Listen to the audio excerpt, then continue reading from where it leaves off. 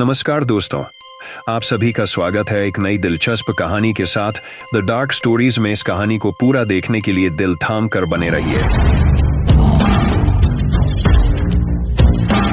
ये कहानी एक छोटे से गांव की है जहां लोग जानवरों से बहुत प्यार करते थे।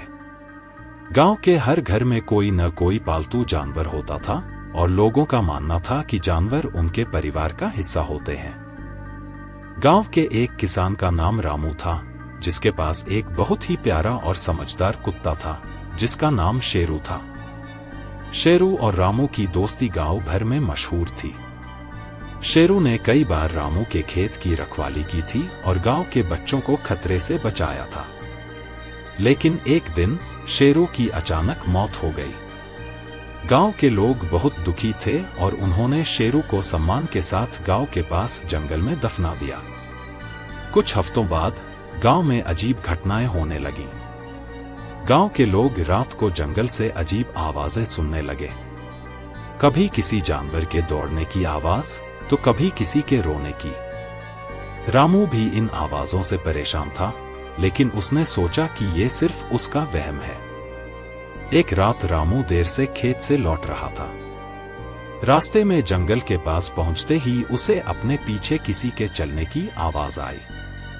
उसने पीछे मुड़कर देखा तो कोई नहीं था। जैसे ही वह आगे बढ़ा, आवाज फिर से आई। डरते डरते रामू ने टॉर्च जलाकर चारों ओर देखा। उसकी आंखें फटी की फटी रह गईं जब उसने देखा कि वहां कोई और नहीं बल्कि शेरू खड़ा था।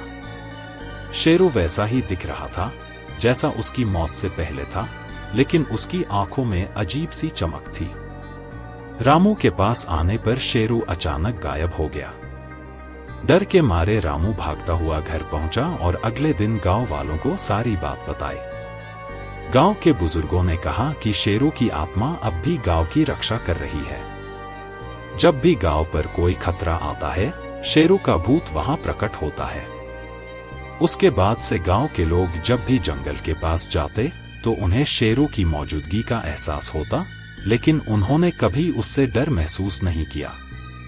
गांव वालों का मानना था कि शेरू की आत्मा अब भी रामू और गांव के लोगों की हिफाजत कर रही है। ये कहानी कैसा लगा, आप लोगों को कमेंट में जरूर बताइएगा और भी दिलचस्प कहानियों के लिए चैनल को सब्सक्राइब कर लीजिएगा। धन्यवाद।